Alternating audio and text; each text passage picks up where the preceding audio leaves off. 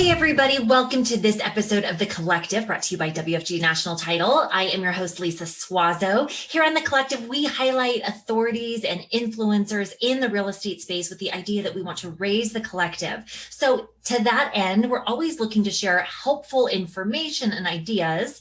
And because of that, I get the privilege of introducing my colleague at WFG National Title for this episode. Bret Fuqua is joining me today. Bret, welcome. Well, thank you. Welcome. Good morning. Good morning. So you guys, I wanted to have Bret on today because we're covering a really important topic, which is forbearance. So just to kind of tee this up for Bret, what we've been seeing on the title side is more and more that transactions are being impacted by forbearance. So as you know, the beginning of COVID, many people took advantage of the forbearance programs and opportunities that were available. And so now we're seeing that reflected in the transaction. And I'm going to have Bret share with you all more about what we're seeing and what you need to be aware of. So Bret, go ahead and take it away. Yep, good. Yeah, definitely starting to see these on the title side. So I think the video, or the reason behind the video today, was just kind of let the real estate industry know that we're starting to see these on the title side, and maybe kind of give you guys a little bit of insight as to not having these be a surprise on your real estate transactions. The first slide you'll see, I'll just kind of start from the beginning. The CARES Act was implemented by the federal government last March 27th of 2020 in response to the coronavirus, obviously pandemic. CARES Act stands for Coronavirus Aid, Relief, and Economic Securities Act. It encompassed a lot of different ways to help the folks of the United States, but a big part of that was forbearance.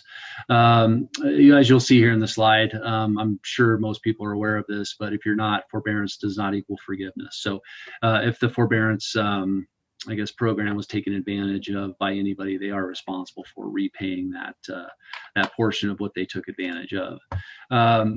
This is getting into a little bit more specific slide, I guess, about forbearance in regards to the CARE Act itself. You'll see, there's a few bullet points on here. No documentation of hardship was required. Initial forbearance was up to 180 days, and that was actually extended to 1 year, and I think it's still due to end on June 1st of 2021. The important part of this last bullet point is the borrower could have exited the forbearance period at any time. So even though people may not have taken advantage of it for a whole 6 months or a whole year, I do want people to know that it's still possible that if they have clients that are looking to sell or refinance, that they could have, those borrowers could have taken advantage of the forbearance process for a month or 3 months or whatever they were needing help with. So that's kind of the takeaway from that slide. This next slide that I'll go into is really kind of the meat and potatoes of this, really kind of gives us some good detail about the partial claim. So a partial claim is actually going to create a deed of trust on their title commitment. So the first full sentence there, partial claim brings your loan current. A lot of people may not know what that means. So really what that kind of is talking about is if anybody did take advantage of the forbearance process or program, I should say, HUD was making payments on that borrower's behalf. Okay, so anything that HUD paid on that borrower's behalf is going to need to be repaid. So moving into the second sentence, you must repay the U.S. Department of Housing and Urban Development for the partial claim by signing an interest-free subordinate loan. So the takeaway there really is to recognize that there is a second lien position or a second lien on that property right behind the first mortgage. So again, that's why we see the partial claim as a title company once that title commitment is produced. U.S. Department of Housing and Urban Development secures repayment of the subordinate note by placing a subordinate lien on your property. Again, talking about the lien in second position there. No monthly payments are required, but you may choose to make voluntary payments. That's important because a lot of people, not only are they taking advantage or have they taken advantage of the forbearance program, certain months, maybe not the whole entire calendar year, but they also may have chosen to make partial payments as well. So, but whatever those payments are, again, have to be paid back. There's no prepayment penalty. You must pay the subordinate note in full when you pay off your U.S. Department of housing and urban development through a refinance, sale, or transfer of property. So I think really what's important there that kind of stands out or should stand out to the real estate community is that again there is a deed of trust that is filed on that property, and it must be taken care of upon the sale or transfer or refinance of the property. Below you'll see Novad Management Consulting, and that is actually who is the servicer for HUD.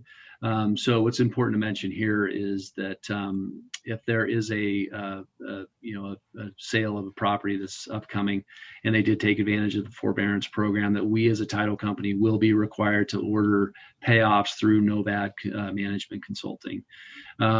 And it is taking up to 10 days as far as getting that payoff information from Novad. So really important to let the real estate community know that to ask these questions. In fact, I'll just go into the next slide here. Yeah, so this Lisa, this next slide is really kind of what just some questions that I came up with that may, kind of prevent some surprises, down the road in terms of, once you're under contract. So, a couple of these, as you can see, some good questions to ask is, did they apply? Did the potential seller, did they apply for a mortgage forbearance after February 1st of 2020?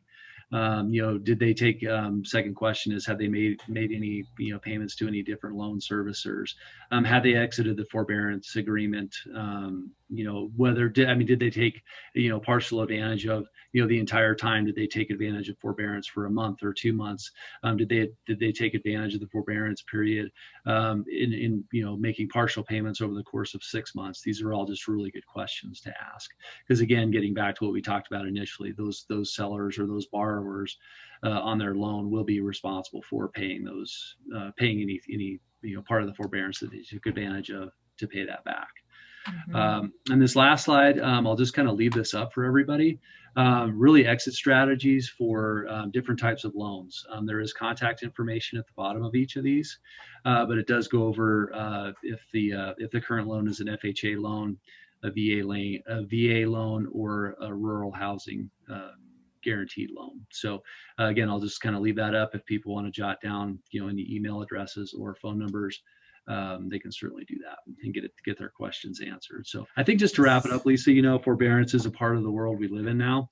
There's 2.5 million homes as of February of 2021 that have taken advantage of the forbearance programs that are out there. So it's going to start hitting us even more and more locally, and we just need to get the word out and have folks just be aware of it. Yeah, I love this. I think it's super helpful information, Bret. Very timely. Obviously, we've heard a lot about forbearance, but I think there is a lot of confusion about, now what? Like, what does that look like? So it's good to know how it's going to impact the transaction. And I appreciate you sharing what agents can kind of do, the questions that they can ask so that they're ahead of the game rather than surprised, as you said. Right? In terms of questions, if they want some more detail or need any clarification, would it be most appropriate to have them reach out to their sales executive at WFG? Should they reach out directly to the closer? What would you suggest? Yeah, really anybody, Lisa, to be honest with you. I mean, we've got some Okay. great closers, great closer contacts, great, sales representatives throughout the city of Denver and, surrounding areas as well. So yeah, whoever your WFG contact is, feel free to reach out to them and we can point you in the right direction. All right, you got it. Thank you so much. Thanks for your time. Thank you everybody for watching. We hope this information was helpful for you. As Bret mentioned, if you have further questions, just reach out to your WFG person. All right, guys, have a good one. Thanks again. We'll see you next time. Thanks.